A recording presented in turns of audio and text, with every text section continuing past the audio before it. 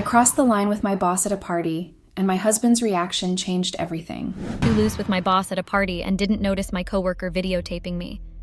Have you ever been in a situation where you were videotaped by a coworker at a party before? Well, I was. It's a scenario I want to erase from my memory. The aftermath of that has cost me my marriage, career, and all the things I have worked for over the years. I regret it and take accountability for everything. I wish I could turn back the hands of time to right all the wrongs and also erase that memory. But I guess it's not possible. My husband has cut all ties with me and sworn never to set his eyes on me again. He doesn't deserve it. The way I cheated on him is something that no man in his right senses would forgive his wife for. His revenge was brutal and he showed no mercy. I guessed I deserved every bit of it. I have learnt my lessons. My name is Linda and I am 25 years old. The name of my ex-husband is Leonard, and he is 28 years old. My husband and I have been together for 6 years, but recently we went our separate ways.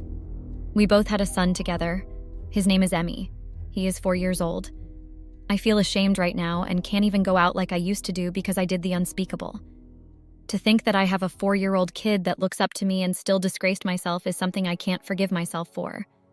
Apparently, my husband, Ray, watched a video of me cheating on him with my boss at our annual get-together organized by my boss. I didn't know what I was thinking. I had so much to drink and eventually got lost with him and made out with him. Maybe I shouldn't have drank too much or even agreed to go to the party in the first place. I should have just declined, right? But then it was an armless get-together that people go to.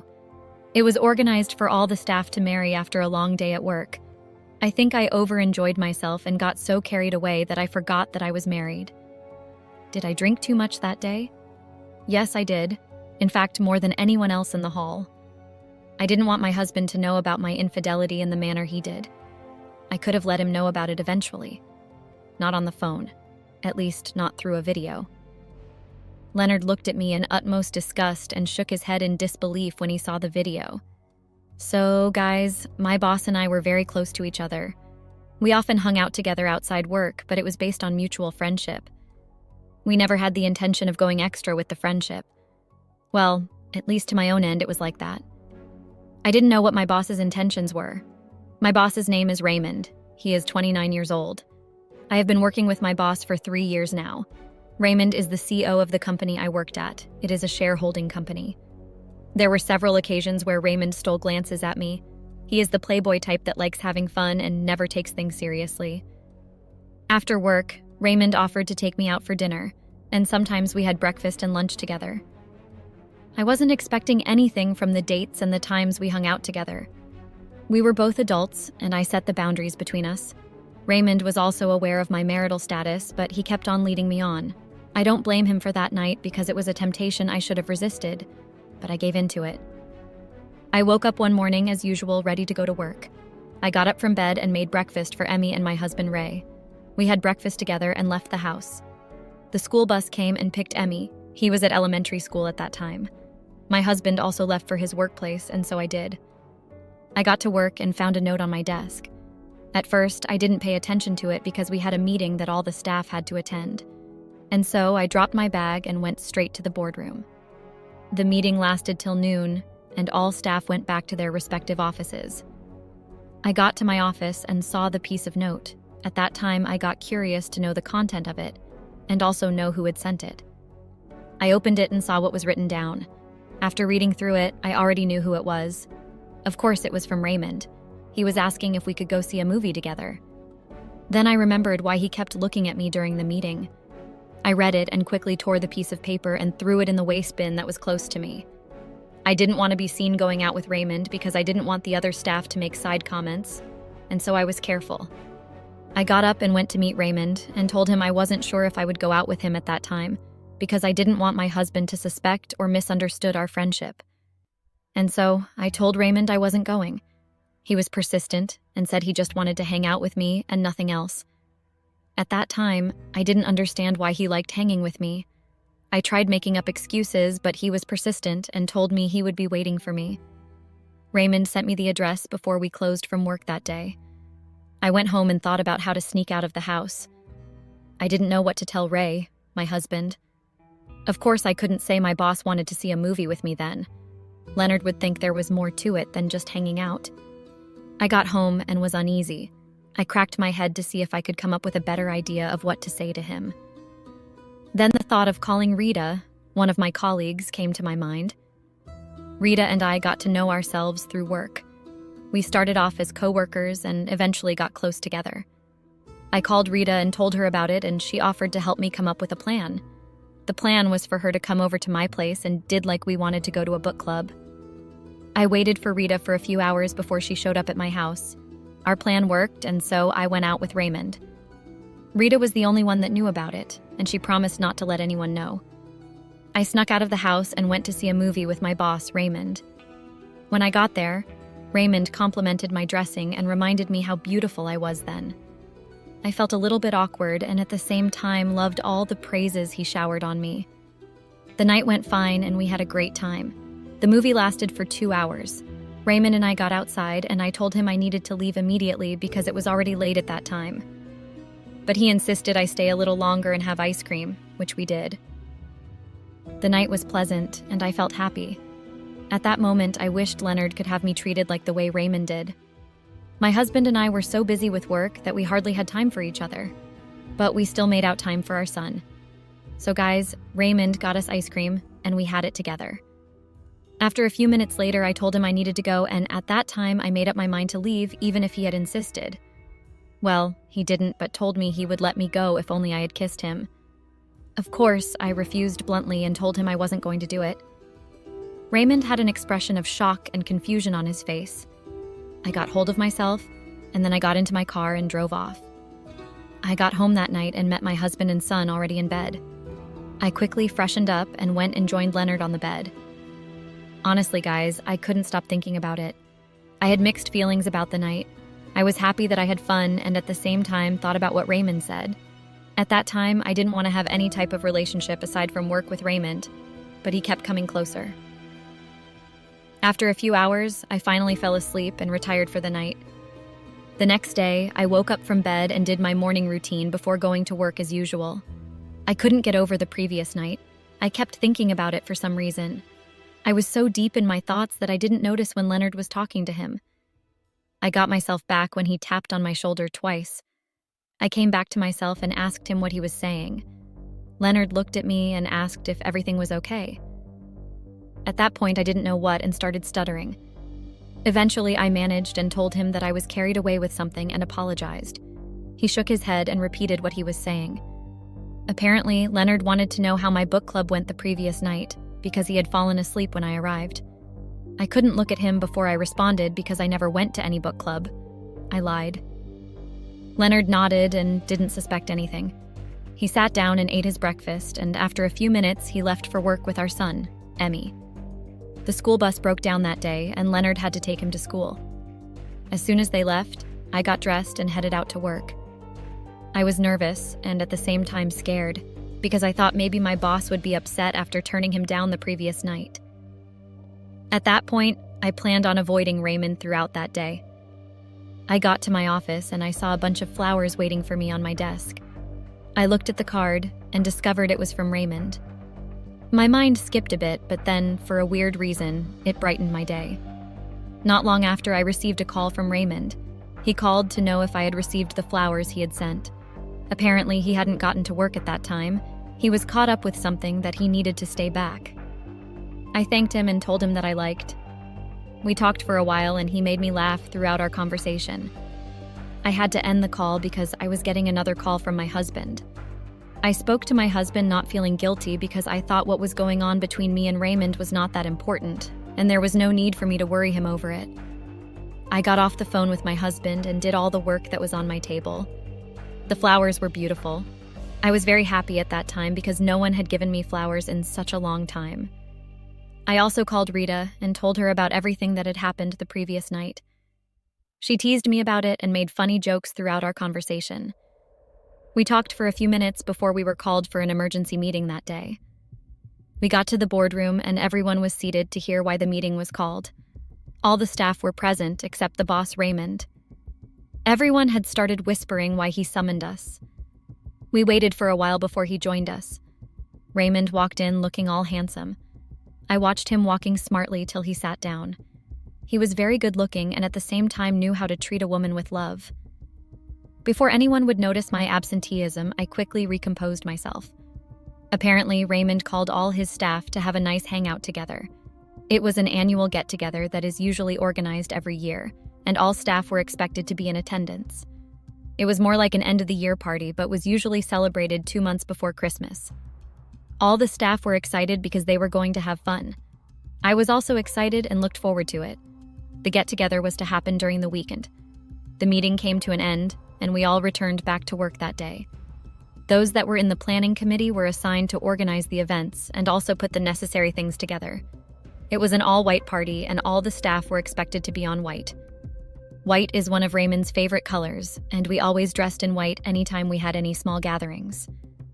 Raymond gave all of us the day off that day so we could have time to prepare for the day party.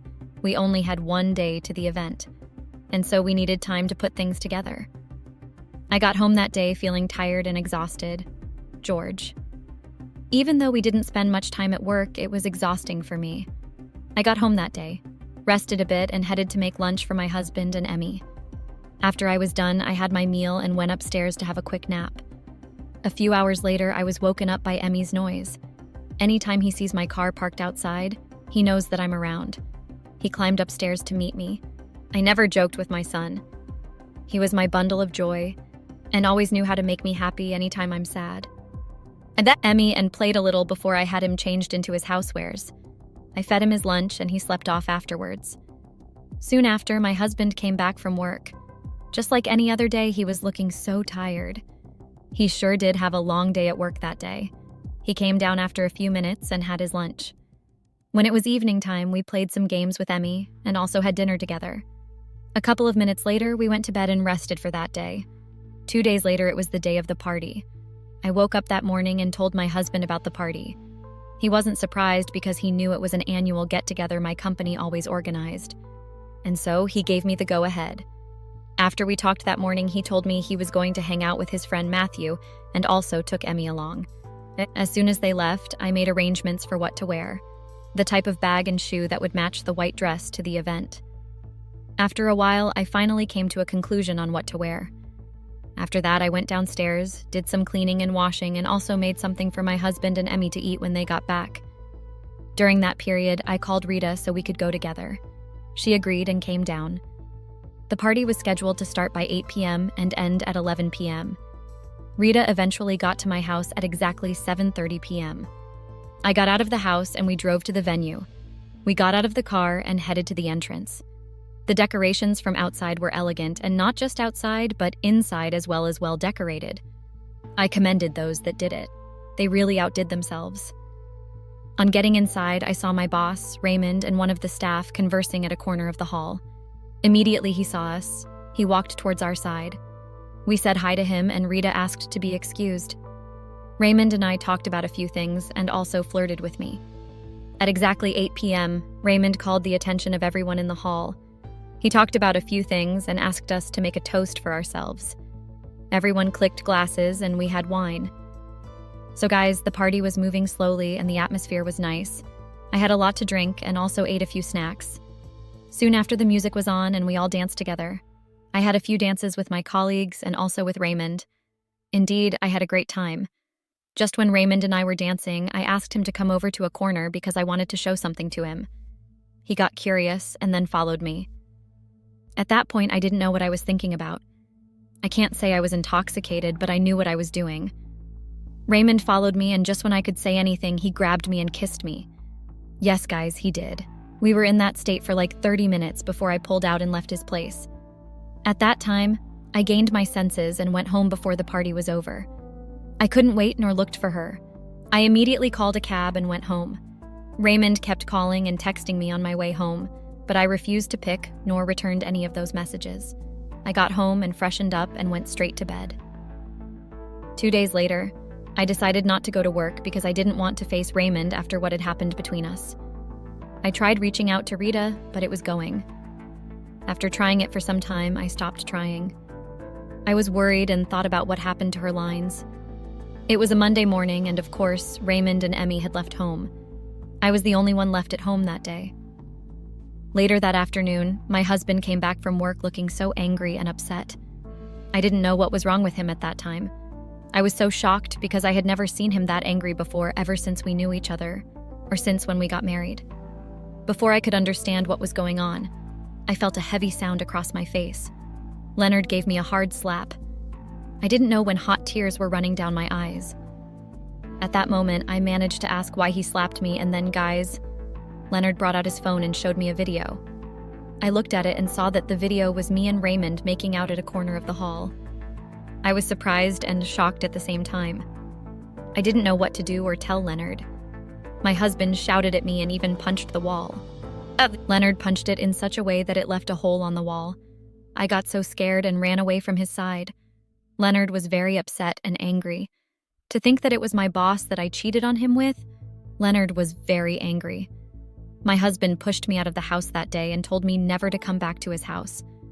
Leonard also threw my things out and had the gatekeeper thrown me out of the compound. At that moment, I didn't have anywhere to go. I was stranded and helpless. I couldn't go to my parents because they lived far away from the city my husband and I were in. I called Raymond and explained everything to him, but he said he was upset with me for not picking up his calls and also drew a conclusion to fire me for not deciding to take a day off, even when work had resumed. He blocked my lines and also sent me the sack letter. Everything I had worked for was crashing right in front of me. I cried bitterly for days. Raymond had cut all ties with me and Leonard had sent out from his house. I thought of who I could go stay with for a while. Just then, I remembered an old-time schoolmate and headed to her house. Her name is Joy. Update. So guys, I stayed with Joy for some time before I finally moved. I didn't want to cause any inconveniences for her. My husband filed for a divorce immediately and had it sent to me a few weeks ago.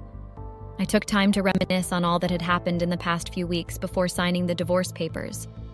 Leonard has also filed for a restraining order and kept Emmy away from me. But one thing I can't take is for Emmy to address someone else's mom. No, I won't take it and will never allow it. I'm going to fight for the custody of my son with every penny, even if I will go broke after that. After thorough investigations, I got to know the person that videotaped the scene. It happened to be one of my colleagues at work. I was so shocked and surprised and couldn't believe it. Guess who, guys? It was Rita. Yes, guys, Rita was the one that videotaped me at the party. Apparently, I called this person a friend. Well, I thought we were. I never thought she could do such a thing to me. I got to know about it a few days after my husband divorced me. When I got to know that she was the one behind it, I paid her a visit.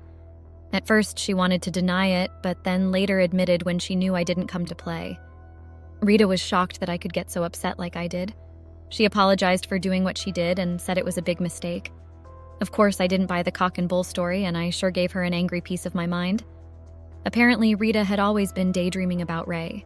She admired him in any opportunity she got. I thought maybe it was a joke, but never knew she had him in mind. I was foolish enough to fall right into her trap. I also got to know a few days ago that Leonard and Rita are now dating and soon to be a couple. I don't think I would be able to get this off my mind. I practically used my hands to destroy all the things I have worked for. And on top of that, a lady whom I called my friend was going to take over everything. I never thought someone who claimed to be my friend could betray me like that. To even think that she helped snuck out of the house on several occasions was something I can't really comprehend. I was indeed foolish to fall for it. Karma got me hard on these guys. I reported Rita, and after much investigation, all evidence pointed that she was guilty, and so Raymond fired her. At least let her face the consequences of her actions. Let her feel the heat of looking for a job for some time. Leonard can have Rita and marry her, but Rita can never have my child.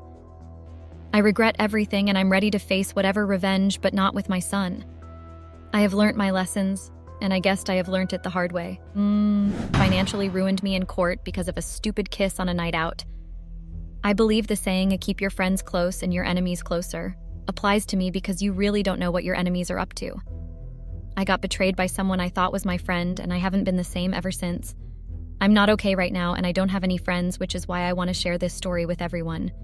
Hey Redditors, my name is Chloe, and I am 26 years old. My husband, or should I say ex-husband now, Alex, is 28 years old. I believe I should start telling this story from the beginning of my life. I come from a poor family, and that's just it. We are a family of 4, and I have one younger sister, Sophia, who is currently 20 years old. There were so many difficulties growing up, especially from my younger years. When I turned 6, Sophia came into the world, but the crazy part is that she doesn't belong to my dad. My mom was a street food vendor. I don't know if there's another term for that, but she sold junk such as hot dogs and the likes in this cart she dragged around on the street. On the other hand, my dad worked as a janitor, so as you can already imagine, the money they were getting wasn't a lot, hence the reason I said our family was poor. So you could imagine the shock on my dad's face when he heard she was pregnant. I was still 5 years old when I heard them shouting. They say kids usually forget things when they're young, but in my case, it is different because I remember everything. I remember the story she told him on how it all happened. Okay, it's a bit vague, but you know the usual saying of, "It was a silly mistake." She said she didn't want to get rid of the baby because she felt she was going to be special and change our lives. My dad couldn't believe what she said, and he said he couldn't stay with her anymore. The first few days, he came back home drunk and became violent, which made me cry every day. I don't know how 9 months came by so quickly, but I turned 6, and after, my mom gave birth to Sophia. Dad was not there, of course. He couldn't live with mom carrying another child, so he stopped coming home at a time. The one time he came home was for a divorce, 2 months after Sophia's birth. I remember my mom crying and reading a paper with the word divorce written on it. She signed the paper, and I wondered what it was that made her cry, but eventually as I grew up, I figured it out when Dad stopped coming home. Dad wasn't rich enough to file for custody, and I never thought he wanted to, since it was like a burden of my choice. I remember him kissing me on my forehead and saying that he loved me, and he was always going to be there for me.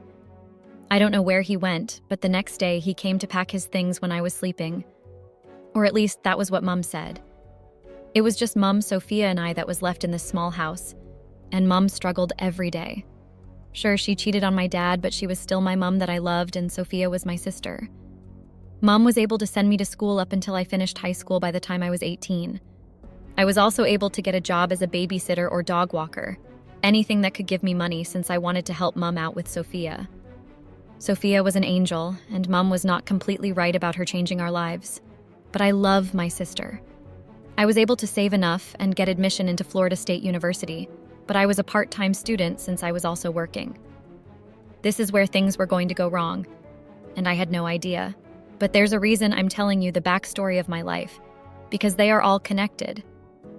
I was a people pleaser because I'd do anything to make people content with me, so they'd give me extra tips when I'm done. When I was a part-time student and also going to work, I did extra work to earn money. I offered to do people's assignments and I'll get paid for it. And yeah, that was how I met Alex. We weren't in the same major, but we were in the same year. He said he heard I did assignments and he gave me his assignments to do.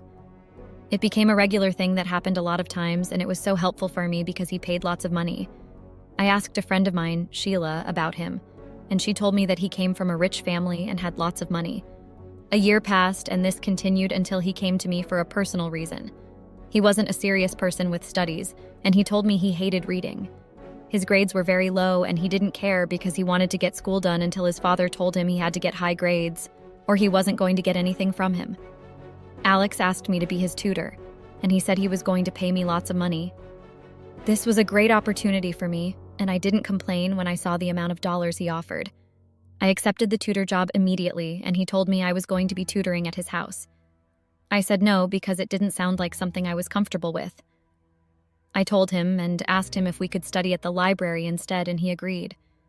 We got to work almost immediately, and though we studied different majors, it was closely related, so tutoring him was not too difficult. I was always a straight A student.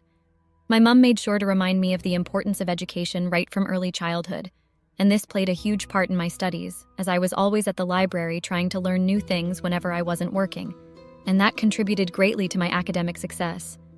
Tutoring Alex was surprisingly not as difficult as I thought it would be because he was a really fast learner.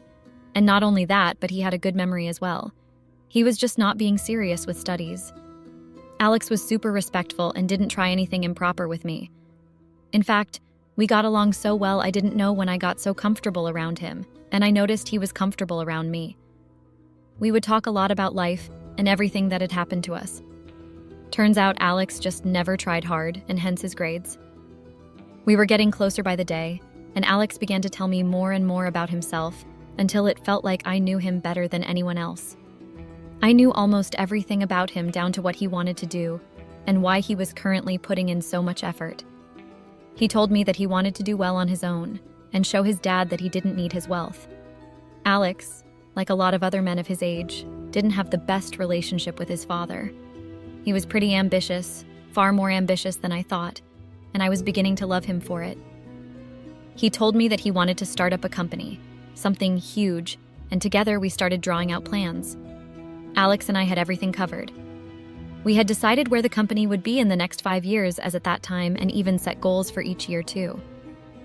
At first I misjudged the situation. I thought Alex was just playing around until I saw him put it to action with my own eyes.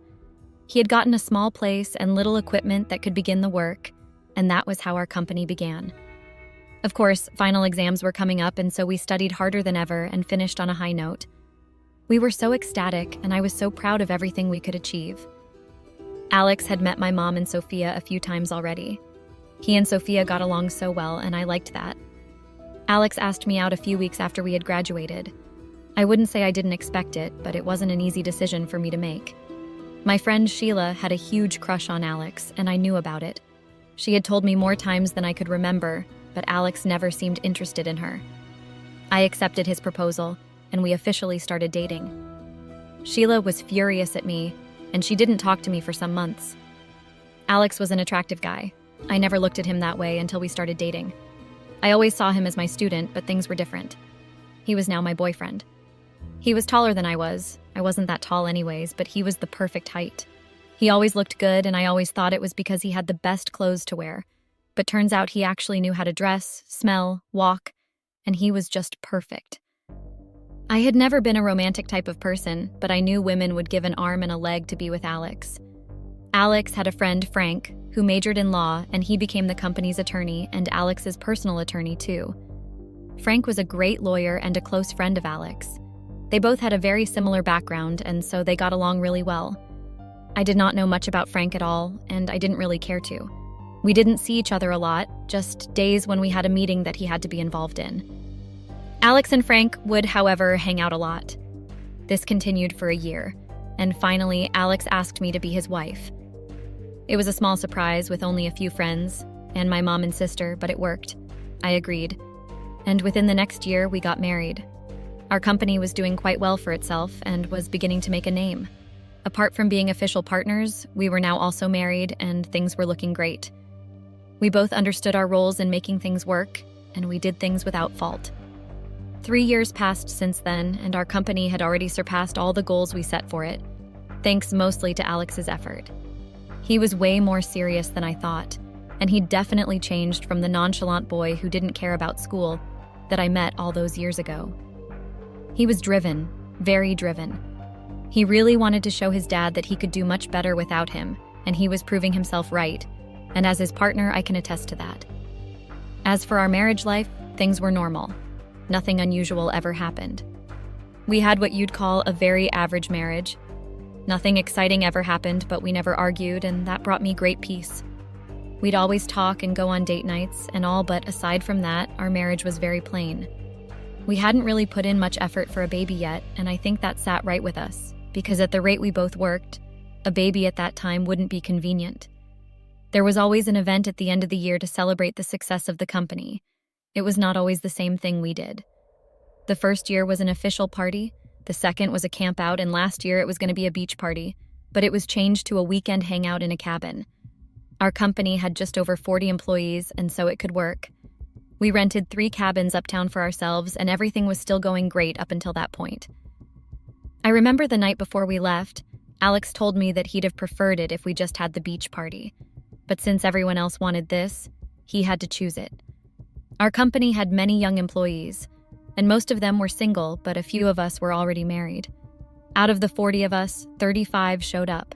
Some couldn't for one reason or the other, but as every year before that, Frank was present. Frank is definitely in his late 20s. He is dark-skinned and tall, taller than Alex. He has a good build and generally looks good. His voice gives him a presence too.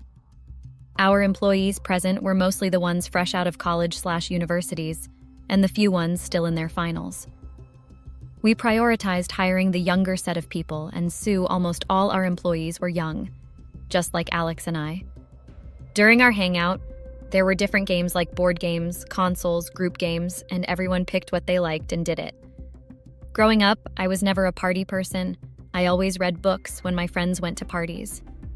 The first party I attended was the first one hosted by our company, and so after living for 25 years at the time, this was only my third. I always heard the stories and how parties went wild, and all but never really cared much. At the previous events, nothing wild happened because of the type of events they were. This, though, felt different. It was only Friday night, and I could see everyone letting loose. They didn't seem like the organized and diligent workers we knew. Everyone was doing different things, and some ladies wore something very unethical. But I couldn't complain. It was a party after all. Friday night went by really slowly for me. It was all partying and dancing. I was on the fence floor, but I did not feel like I belonged because I couldn't even dance if I tried to. And I noticed pretty quickly that most people weren't really dancing, but they were being touchy and unethical instead. I left almost as soon as I got there, but Alex stayed the duration and danced all night. I had never seen that side of him before that day he danced, and I watched him for a while. I saw a lot of ladies throw themselves at him, but he gently declined them. Deep down, I wished I could be a party person just for the weekend. Everyone woke up late on Saturday. After all, most people were hungover. Alex woke up quite early, though. He hadn't drank last night. He doesn't drink or smoke, and that's one rule he's lived with his whole life, and that didn't change because of the party. He got up and prepared for the activities of Saturday. Saturday was a fun day for others, but for me, I would always remember it as the day that ruined both marriage and life. It started out early for me, but late for almost everyone else. I made breakfast for Alex and we brushed over some basic routines as we prepared for the rest of the day. It was noon, and we all went hiking for about 3 hours. By the time we were back, we freshened up and got ready for the evening BBQ, which then turned into our game night. That was the main event of the hangout. Every board game I could think about was available, and I was great at board games. I played them for a while, and after a couple of wins, I moved on to the group games. There were so many games being played, but I settled with a group of 10 people. Alex wasn't in that group, but Frank was. I wasn't aware of the game to be played yet, and once they started, I wanted out. It was truth or dare. I was confused about staying or going, but decided to stay because I have lived a mediocre life, so no truth could be embarrassing. And I thought no one would dare me to do something out of line as they knew my position and marriage status. Anyway, the game started out soft. Some pretty basic things were asked until someone dared to take off his shirt, and he did. I knew things were only going to get heated from then on. Some dirty dares passed around until it was my turn. I was to dare someone, and I dared her to take off her shirt, which she did without hesitation. I honestly thought she wasn't going to. Turns passed around till it was her turn, and she dared me to kiss Frank. Now everyone had some dare while I took a shot for the first time I was dared. I am not a heavy drinker, and I had never drank before up until that point. I don't know if it was the drink I took, but I was definitely feeling more hyped than ever. When I heard the dare, I thought about it for a few minutes. I knew as much as this was a party, this was a work party, and though Alex was not here, there was a huge probability of him finding out. I wasn't able to make up my mind, and so I had to take another shot. After the second shot, I was definitely drunk. I couldn't think straight anymore, and no matter how hard I tried to control my body, it was difficult. By the time the game had gone round again, and it was right before my turn, was Silas's turn. Silas was a company employee and a college student. He was in his finals at the time, and before I knew what was happening, Silas was to dare Frank, and he dared him to kiss me. Now Frank had a lot to drink too, and was definitely already feeling it. Frank made his way to me while I just started looking lost. Before I knew what was happening, Frank's lips were all over mine. Everything got so dizzy, and I passed out after that. I saw Alex in the distance running over to me where I was before I passed out. I did not know what happened, but I woke up the next morning next to Alex in our room. I asked him, but he wouldn't talk much to me. Sunday's event went by without me because I stayed in the room. I had remembered what happened between myself and Frank, and I was not only embarrassed, I also suspected that Alex saw us, and this made me scared. Alex was someone who didn't like to open up much when something happened. He preferred to solve it on his own and stay locked up in his head till he was able to sort it. And this didn't only make me scared, it made me worry about him. But I knew Alex always did whatever he set his mind to do, which only worried me more because that made it extremely difficult to get him to change his mind when he made a decision. I knew Alex very well, and I knew finding out would ruin our relationship. Alex didn't speak to me much on Sunday even after he got back from the event of the day, and it was time to leave. Everyone left on Sunday evening and the drive back home was a long one. I decided to force myself to believe that he'd understand because after all, it was a mistake. But I was wrong. When we got home, Alex told me that he knew everything. In our 4 years of marriage, that would be our first argument. In my head, I'd hoped he'd understand that it was just a silly kiss that happened while we were drunk. Besides, it was Frank who came to me, but he didn't listen. Frank wasn't picking calls either. A few weeks into the new year had passed, and I hadn't seen Frank since the party. I was hoping he'd come and clear the air as things hadn't been going well in my marriage ever since. Alex and I started having issues because we have not been able to move on, and my once peaceful marriage has now become something else. After working together with Alex for 4 years, he decided to let me go from the company. He's the owner and CEO, and so his call is final. He sent over some divorce letters to me too a few weeks ago, just a few days after my birthday. I turned 26 and I couldn't believe that my husband was going to divorce me because of a silly kiss. We got to court after signing the papers, and of course, he got to keep his company and his house while I got nothing. He took all the money and left me with nothing. Update. Everything happened so fast it seemed like a bad joke or bad dream I can't wake up from. After working for 4 years, I was able to accumulate some money, and I'm still living off that. But I know I'm going to have to find something else to do very soon. I moved out of my husband's house, and I'm now back with my mom. I barely have anything left, and I'm beginning to feel like a burden to my family again. It's been 6 months after the divorce, and I still see Alex's company on the news doing well and smashing goals. He filed a restraining order on me after I tried to talk things out with him a month ago. I haven't gotten any new jobs since I left that one, and I have also not been able to reach Frank ever since. I still love Alex so much, and I really want to get back with him, but I know that's like a dream that had not come true. I regret my actions, and I wished I didn't even leave the room that Saturday. Alex, if you're reading this, I'm sorry, and I know that what I did was wrong. I still love you, and I miss you more than anything. I am still struggling to move on. I've tried to start over, but I couldn't shake the feeling that I am still somehow tied to my ex-husband. I really have not felt drawn to anyone else, and I cannot stop thinking about the life we had built together, and how it has all come crashing down. As time has gone on, I am trying to rebuild my life, and of course, time has healed me a little. I still feel shattered by what could have been. My sister and mom have been crucial for me, as they've been my support too. Of course, I still feel guilty for the end of what could have been, but I am beginning to come to terms with it. Of course, I'm scared of the uncertainty of the future, as I'm still young and the rest of my life is longer than the one I've lived, but don't think I can recover from this anytime soon. Again, Alex, I love you, and it was just a stupid kiss. I really wished we could have worked out and things went differently. I would give anything to have what we had again, and if by a chance you do come across this, please forgive me. Ladies, don't just kiss people on nights out or because of a dare when you're married or dating.